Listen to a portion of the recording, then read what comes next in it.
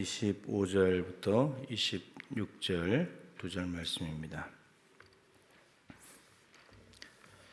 말씀을 같이 한번 읽겠습니다. 만일 우리가 성령으로 살면 또한 성령으로 행할지니 헛된 영광을 구하여 서로 노엽게 하거나 서로 투기하지 말지니라. 아멘. 인사 한번 하십시다. 한 주간 동안 수고하셨습니다. 인사하겠습니다. 예. 성령님과 함께 행하시기를 축복합니다. 예.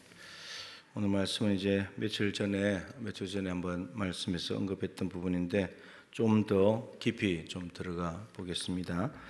우선 책의 내용을 좀 볼 텐데요.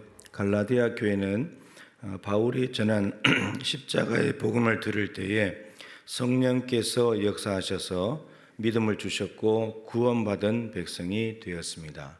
그래서 분명히 바울이 십자가의 복음으로 충분히 구원 얻을 수 있다.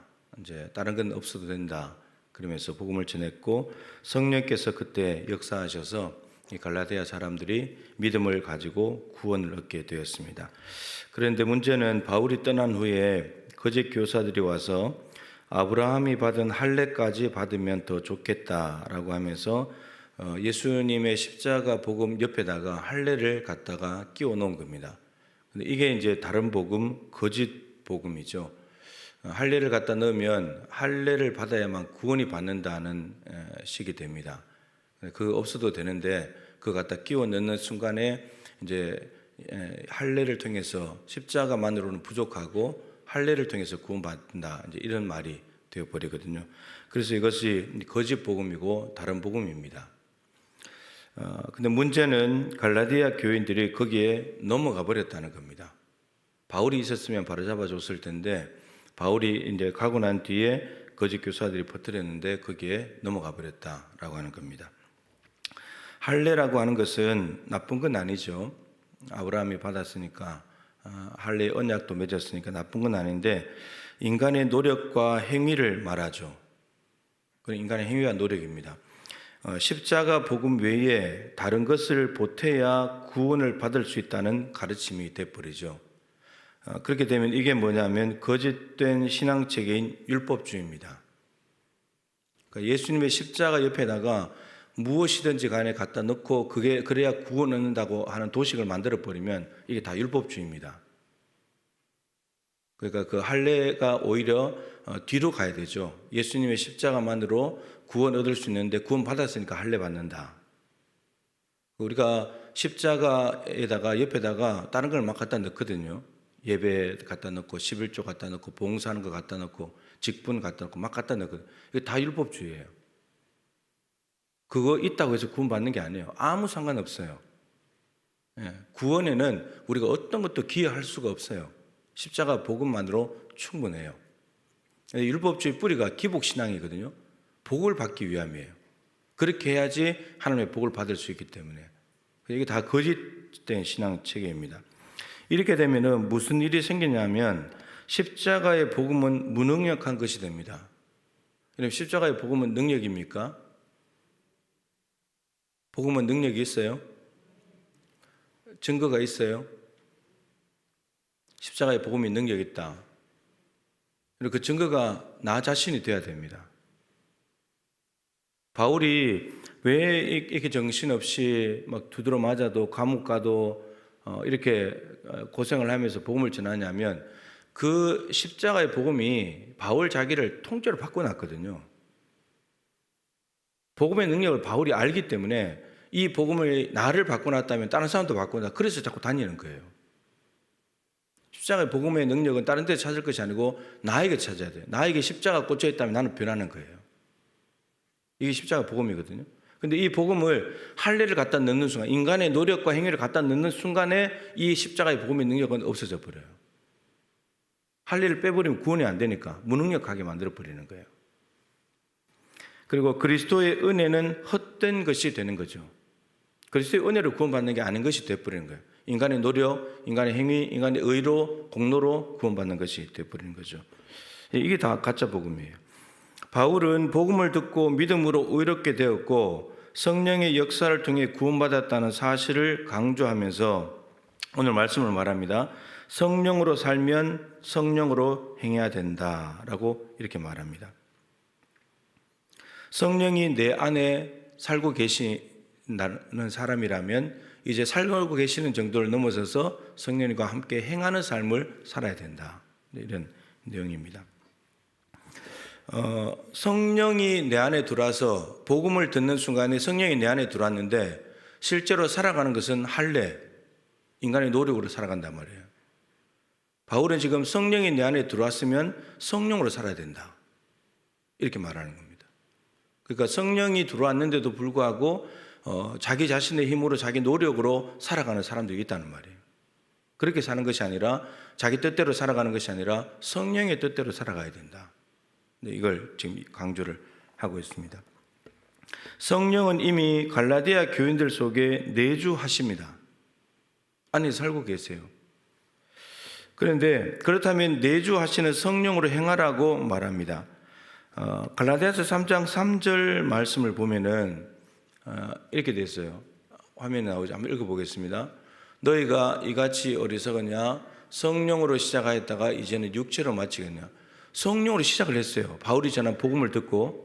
근데 성령으로 시작했는데 이제 할례를 받으면 좋겠다고 하니까 할례로 마치는 거예요. 인간의 노력으로, 인간의 의로 마치는 거예요. 성령으로 시작했으면 성령으로 마쳐야지. 성령으로 시작했는데 육체로 마치는 거예요. 자신의 욕망으로 마치고, 자신의 명예욕으로 마치고, 자신의 권력으로 마치고, 자신의 욕심으로 마치고, 이렇게 살아가는 사람들이 있다는 겁니다. 성령으로 시작했으면 끝까지 성령으로 가는 거죠. 자, 이제 오늘 말씀 바로 앞에 보면은 성령으로 시작해서 할례로 마치게 되면, 육체로 마치게 되면은 어떻게 되냐? 육체의 일이 나옵니다. 근데 성령으로 시작해서 성령으로 마치는 사람은 성령의 열매가 맺힙니다. 그게 이제 갈라디아서 5장 19절부터 21절 그리고 22절부터 23절에 나오는데 거기 보면 16가지 육체의 일, 육체의 열매가 나옵니다. 성령으로 시작해서 육체로 가버리는 사람들은 육체의 일 저기 나오는데요. 길어서 16가지가 나오는데 이 모든 것들은 결과입니다. 결과예요. 육체라고 하는 말은 뭐냐면 사락스라고 하는 단어인데 이 헬라어에는 소마라고 하는 단어도 육체인데 이 고기 덩어리 만져지는 이 몸이 소마입니다. 소마. 근데 사락스는 뭐냐면 우리 안에 있는 죄의 본성이에요. 죄된 본성. 하나님이 아니라 자신을 의지하는 인간의 본성이에요. 자기가 주인 되고 자기가 하나님 되는 그런 겁니다. 근데 성령이 들어왔는데도 불구하고 자기가 여전히 주인 돼서 살아가는 것. 그렇게 되면 육체의 일, 육체의 열매가 나타나게 됩니다. 근데 그게 16가지 이렇게 쭉 나쁜 것들이 드러나죠. 근데 성령으로 시작해서 성령으로 행하는 사람은 성령의 열매가 나타나는데 바로 이어서 22절, 23절에 9가지 열매가 나타납니다. 이 9가지는 성령의 하나의 열매죠. 저 모든 열매들은 다 연결이 되어 있습니다. 분리될 수가 없다는 거죠. 사랑의 열매를 맺었는데 나는 오래 참음의 열매를 못 맺어서 말이 안 되는 겁니다. 사랑은 오래 참는 거거든요. 다 그런 열매가 맺혀지게 된다라고 하는 거죠.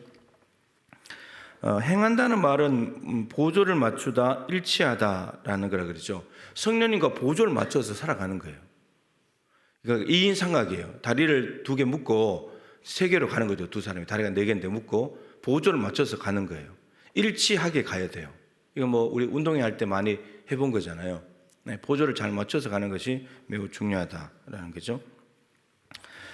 예수님을 구주로 믿고 영접하는 순간 성령이 내 안에 내주하십니다. 성령으로 산다 이 말을 다르게 풀면 예수님을 구주로 믿고 영접하는 순간 성령이 내 안에 내주하십니다. 이게 다른 말로 하면 성령 세례예요. 예수를 그리스도라고 고백하고 믿는 순간 그때부터 성령이 내 안에 내주하시는 사건이 성령 세례예요. 이것은 사도행전 2장 36절에 너희가 십자가에 못 박아 죽인 예수를 하나님이 주와 그리스도가 되게 하셨다. 이 부분은 성령 세례는 예수님을 그리스도 되심, 예수님께서 나의 메시아 되신다는 것을 고백하는 거예요. 그런데 그 다음이 중요해요. 이제 내 안에 내주하시기 때문에 이제 주인이 바뀌었죠. 내가 아니라 성령으로 바꿔졌어요. 여러분 이게 성령 충만이에요. 성령으로 행한다는 말은 이제 성령이 나에게 주인이 되셔가지고 내가 성령의 뜻대로 살아가는 거예요. 이게 예수님의 주 되심이에요. 예수님이 내 안에 주가 되신다고 하는 말은 정확히 말하면 예수님이 성령 안에서 우리 안에 와서 사시는 거거든요. 이게 성령 충만이에요. 성령 충만의 의미는 성령이 내 안에 가득하다. 그런 의미, 문자적으로는 그렇지만 의미는 성령의 온전한 지배를 당하는 거예요. 내 안에 성령 외에는 없기 때문에 성령의 온전한 지배를 당해서 성령께서 이끄시는 대로 가는 거예요. 이게 성령 충만이에요. 다르게 말하면 말씀 충만이에요. 말씀 충만. 말씀이 내 안에 충만해서 그 말씀대로 가는 거예요. 이게 성령 충만입니다. 그러니까 성령 세례를 받았다면 그 다음에는 성령 충만해서 성령님의 온전한 지배를 받아서 그분의 뜻대로 살아가야 된다. 이렇게 표현할 수 있고, 예수님을 가지고 표현하면 예수를 그리스도라고 영접한 사람은 이제 예수님이 자신의 주도 되셔야 된다. 그리스도라고 하는 것은 메시아, 기름 부음 받은 자죠. 내 죄를 용서하실 분은 주님밖에 없습니다. 그 고백이고, 근데 예수님을 그렇게만 영접하는 것이 아니라 하나님이 그리스도뿐만 아니라 주가 되게 하셨기 때문에 주는 주인이잖아요. 내 주인인 거예요. 따라서 주인이라 그러면 나는 종인 거죠. 이제 예수님을 주로 모신다는 것은 내가 종이 되어서 그분을 주인으로 모시고 그분의 뜻대로 살아가는 거예요. 그러니까 나는 없어지는 거예요. 예수님이 나의 주가 되시든 성령 충만하든 나는 없는 거예요. 정욕과 욕심을 십자가에 못 박았기 때문에 이미 죽었어요. 이제 그런 의미예요. 오늘 말씀은 성령 세례를 받았다면 그 다음에 성령 충만해야 된다. 그래야 성령의 온전한 지배를 받게 된다. 이제 이런 말입니다. 여러분들은 예수님을 영접하셨죠? 그죠? 성령 세례는 받았을 거예요. 못 받은 분이 있을 수도 있어요. 성령 세례 받는데 그 다음에 중요한 것은 성령 세례 받았다는 게 중요한 것이 아니고 성령이 내 안에 와서 온전히 나를 다스리고 통치하고 지배하냐 이런 말이에요. 거기까지 가야 돼요. 거기까지 가지 않으면 성령의 9가지 열매가 절대로 나타날 수가 없고 성령의 열매이기 때문에, 그리고 그렇게 살지 않으면 육체의 일이 나타나요. 육체의 일이 16가지 온갖 내가 주인된, 여러분 성령 세례는 순식간이에요. 예수님을 영접하는 순간에 성령 세례 받아버리기 때문에 순식간에 구원은 이루어져요. 근데 성령 충만해서 예수님의 주 되심 아래서 그분의 삶을, 그분을 온전히 따라가면서 내 삶이 통째로 바뀌어지는 것은 계속 해야 될 일이에요. 죽을 때까지 해야 될 일이에요. 죽을 때까지 우리 안 바뀌어요, 여러분. 우리 온전히 바뀌는 것은 나중에 죽고 부활했을 때 온전히 바뀌어집니다. 그 전까지는 절대로 안 바뀌어져요, 완전하게. 근데 완전하게 안 바뀐다 그러면 안 바뀐 삶을 살 거냐? 그러면 여전히 예수 믿는데도 고린도 교회처럼 육신적인 삶을 사는 거예요. 시기와 분쟁. 여러분 이 16가지 안에 시기와 분쟁이 있어요. 육체의 일 안에. 고린도 교회도 예수를 분명히 믿는 사람들인데, 그런데 너희는 육신에 속한 자로다. 육신적인 그리스도인인 거예요. 예수 안 믿는 사람들에게서 나타나는 모습이 나타나고 있으니까. 그러니까 주가 안 된 거예요. 예수님이 주가 되셔서 주의 이름을 부르는 자들이 모인 곳이 고린도 교회인데 사람의 이름을 불렀잖아요. 바울의 이름을 부르고 아볼로 이름을 부르고 게바 이름을 부르고 그리스도 이름을 부르니까, 그러니까 주가 안 되는 거예요. 예수님이 주가 안 되시는 거예요. 성령이 지배를 받지 못하는 거예요. 성령 충만은 여러분 반드시 사모하고 받아야 합니다. 성령 시대이기 때문에 성령님이 없이는 신앙생활을 못합니다. 전혀 못해요. 네. 성령의 온전한 지배를 받는다는 말은 아까 말씀드린 대로 그분이 말씀하시면 그냥 따라가는 거예요. 우리 안에 두 개가 싸우고 있어요. 육체의 소욕, 성령의 행하심, 이 두 개가 늘 싸우고 있어요. 근데 어디를 따라갈 것인가가 우리의 선택이고, 그 선택에 따라서 육체의 일, 육체의 열매를 맺을 수도 있고 성령의 열매를 맺을 수도 있는 거예요. 근데 우리가 죽을 때까지 싸워야 된다면 이제 점점점 성령의 지배를 받아서 성령의 열매를 맺는 삶이 많아져야 되고 길어져야 되는 거죠. 그러니까 내가 예수를 얼마나 오래 믿었냐는 별로 중요하지 않아요. 얼마나 바뀌었냔 말이에요. 성령의 지배를 얼마나 많이 받았냐 이 말이에요. 성령의 지배를 받지 않고 여전히 혈기 부리고 자기 욕심들하고 자기 뜻대로 하고 주인 되려고 하고 그렇게 되면은 성령님이 내 안에 충만하지 못한 거예요. 성령이 충만하지 못하니까 내가 나오는 거거든요. 여러분, 충만하지 못하면 이 컵에 물이 없는 만큼은 뭔가 다른 게 들어와 있는 거예요. 다른 게. 이거 다른 거 못 들어오게 해야 된단 말이에요. 이 물이 가득 차고 넘쳐가지고 이 안에 다른 게 못 들어오게 만들어야 되는 거예요.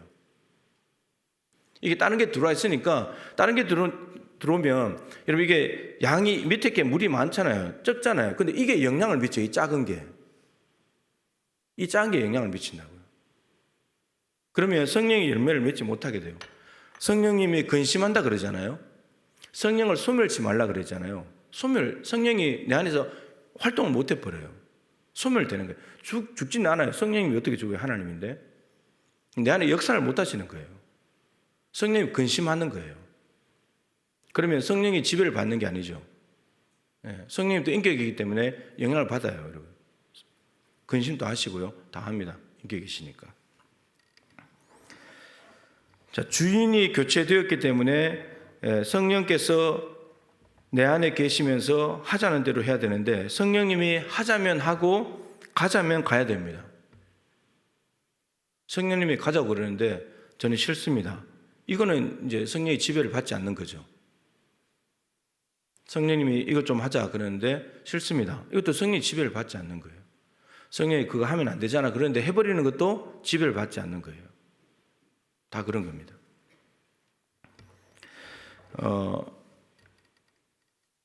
성령 세례를 받게 되면은 성령님을 통해서 내가 죄사함 받고 구원을 받게 되잖아요. 그러면은 우리 안에는 믿음으로 살 수 있는 가능성이 생겨났어요. 우리 안에는 예수님을 믿고 성령 세례를 받는 순간에 이제 믿음으로 살아갈 수 있는 가능성이 생겨났고 성령 충만을 받게 되면 이제 행함이 나오기 시작해요.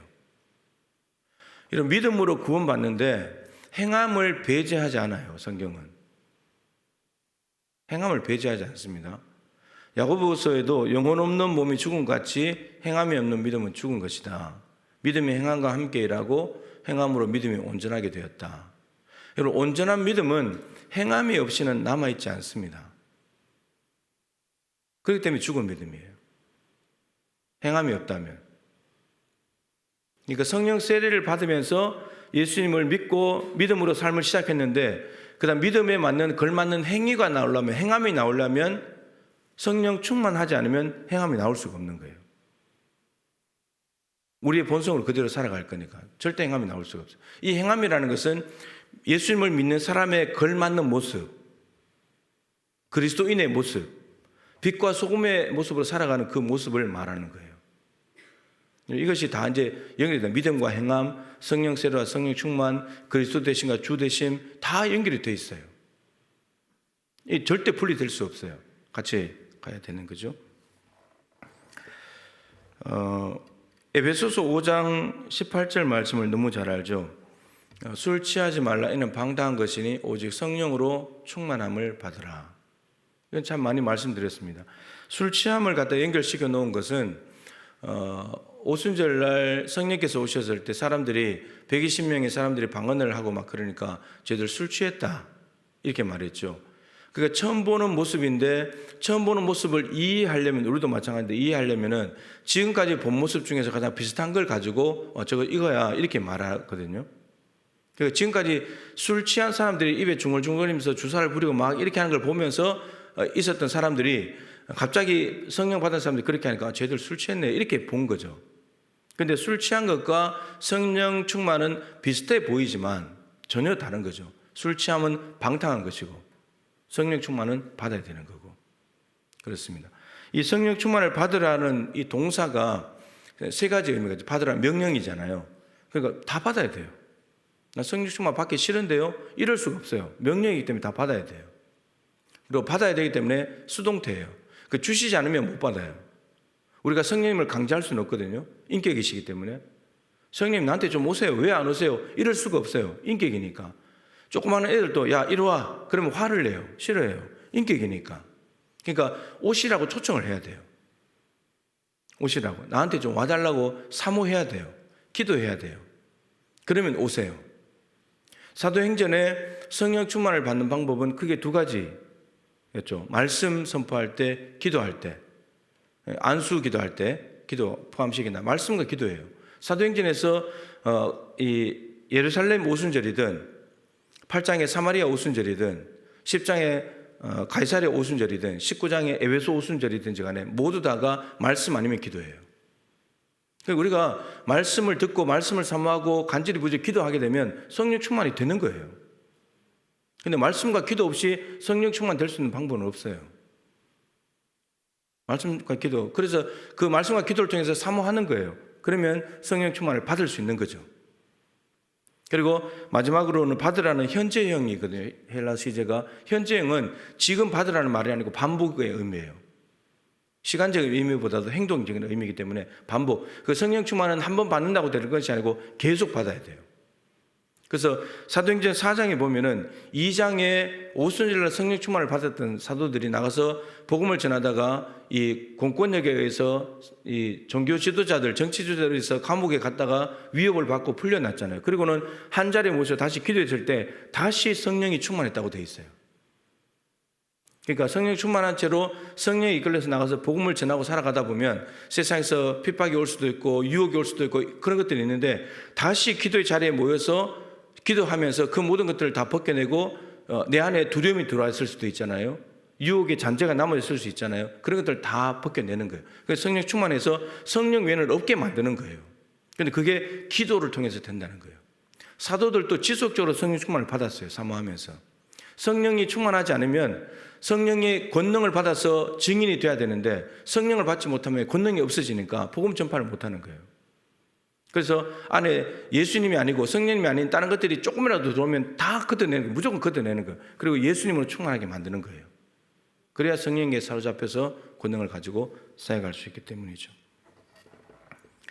자, 2인 삼각 경기를 한 것 같은데 호흡을 맞추고 보조를 맞춰야 발도 안 아프고 넘어지지 않고 승리할 수 있습니다. 그럼 2인 삼각이 해보셨잖아요. 하나 둘 호흡을 맞춰야 되잖아요. 근데 이거를 많이 해본 사람은 익숙해지기 때문에 괜찮아요. 근데 이걸 해보지 않는 사람은 하다가 호흡이 잘 안 맞으면 발목을 묶어놨기 때문에 발이 아파요. 한쪽이 넘어지면 같이 넘어져요. 그럼 이게 이제 보조가 잘 안 맞다는 말이거든요. 그러니까 성령님께 맞춰서 보조를 맞춰서 가면 맞출 수 있는 거예요. 근데 성령님이 가져가는데 나는 다른 데로 가버리면 보조 안 맞아서 발이 아픈 거예요. 자빠지는 거예요. 일이 안 되는 거예요. 근데 성령과 보조를 맞추는 삶이 많아지면 많아질수록 그게 편한 거예요. 여러분들은 하나님과 하나님이 뭘 하자고 하고 가자고 할 때 가는 게 편해요? 안 가는 게 편해요? 가는 게 편해야 하나님과 오래 함께 산 시간이 많은 거예요. 오래 산 시간이 많은 거예요. 근데 성령님과 함께 하는 게 불편하고 힘들다. 그러면 성령님과 함께한 삶이 그동안 많이 없었던 거예요. 그러니까 힘든 거예요. 그러니까 여전히 내 안에 예수님이 주가 되지 못했고 성령 충만하지 못한 거예요. 성령의 지배를 받지 않는 거예요. 내가 내 육체 욕심으로 소욕으로 다른 데로 자꾸 가려고 하는 거예요. 그러면 힘들어요, 삶이. 성령님과 보조를 맞추는 일을 반복하면 할수록 쉽고 재미가 있어진다. 하나님께서 하자는 대로 하는 재미가 얼마나 좋은지 몰라요. 여러분들 그 재미를 좀 아셨으면 좋겠어요. 우리는 우리의 욕심대로 내 생각대로 내가 옳다고 생각하는 대로 하면 그게 좋은 거고 재밌다고 생각하잖아요. 그 재미없는 거예요. 엉뚱한 재미에 빠져 있는 거예요. 그것은 성령님과 아무 상관없는 재미, 성령님과 함께 가는 재미가 있어요. 그게 좋은 거예요. 그러니까 성령님과 함께 하는 게 재밌으니까 에녹이 300년을 하나님과 동행했다. 하나님과 동행하는 재미를 아는 거예요. 맛을 아는 거예요. 그렇지 않고서는 300년을 어떻게 하나님과 동행해요? 그건 불가능한 일이잖아요. 그만큼 이 에녹이 자신의 육체의 소욕을 죽이고 하나님께 맞추고 하나님의 뜻을 따라 살려고 애를 쓰고 그렇게 살아가는 거예요. 그러니까 하나님이 에녹을 데려가잖아요. 하나님도 에녹과 동행하기가 편한 거예요. 말을 잘 듣고 하니까, 순종하니까. 그러니까 편한 거예요. 근데 자꾸 고집 부리면서 이제 하나님을 따라가지 않으면 힘들어요. 그 사울이 하나님을 안 따라오잖아요. 사울 임금이. 하나님 말해도 듣지도 않고, 사무엘이 있는데도 사무엘한테 묻지도 않고, 죽고 나니까 신접한 여인에게 가서 묻고, 그러니까 불편한 거예요. 사울도 불편하고 하나님도 불편한 거예요. 하나님이 쓰실 수가 없는 거예요. 그냥 왕이라는 타이틀만 달아주고 40년 그냥 살게 하셨다가 다윗으로 바꾸는 거예요. 다윗은 하나님이 편하거든요. 하나님 말을 잘 들으니까, 순종하니까. 그렇습니다. 자, 요한복음 17장 4절, 성경 몇 구절을 보고 마치도록 하죠. 요한복음 17장 4절 시작. 아버지께서 내게 하라고 주신 일을 내가 이루어 아버지를 이 세상에서 영화롭게 했습니다. 이게 예수님의 공생의 3년을 정리하면 저거예요. 하나님과 함께 행하는 예수님의 삶이에요. 하나님의 뜻에 맞춰서 살아가는 거죠. 예수님 자신의 뜻은 없어요. 오로지 하나님의 뜻을 위해 살았는데 하나님의 영광을 받으셨대요. 사도행전 10장 38절입니다. 하나님이 나사렛 예수에게 성령과 능력을 기름 붓듯 하셨음에 그가 두루 다니시며 선한 일을 행하시고 마귀에게 눌린 모든 사람을 고치셨으니 이는 하나님이 함께 하셨습니다. 이건 이제 베드로가 고넬료의 집에 가서 설교했던 내용 중에 하나죠. 베드로가 3년 동안 공생의 기간을 통해서 예수님을 바라본 예수님의 삶을 정리한 거예요. 예수님도 하나님께서 나사렛 예수의 성령과 능력을 기름 붓듯 하셨대요. 그러니까 예수님도 성령께 사로잡혀서 성령의 능력으로 선한 일을 행하시고 마귀에게 눌린 모든 자를 고치셨다. 공생의 사역을 감당하셨다는 말이에요. 성령님과 보조를 맞춰서 살아가는 삶. 베드로가 보기에 그런 삶이었다는 거죠. 사도행전 1장 8절 너무나 잘 아는 말씀이죠. 오직 성령이 너희에게 임하시면 너희가 권능을 받고 예루살렘 온 유대 사마리아 땅 끝까지 내 증인이 된다. 그럼 성령님이 임하시게 되면은 권능을 받는데 어떤 권능을 받냐면 주님의 증인이 되는 권능을 받는데 예수님의 증인이 되는 권능은 그냥 예수님을 입을 벌려서 전하는 그런 정도가 아니고 유대인들에게 예수님의 복음을 전하고 핍박을 받아도 견뎌내고 감옥에 가도 괜찮고 병자들을 고쳐내고 하나님께서 사도행전 16장에 마게도냐의 환상을 보고 아시아에서 유럽으로 건너가잖아요. 하나님께서 어디로 복음을 전할 때 길을 인도해 주시고 그 모든 권능들이 다 들어가 있어요. 성령 충만을 받아야 되는 거예요. 우리가 카카오톡 전도를 하려면 성령의 권능을 받아야만 할 수 있어요.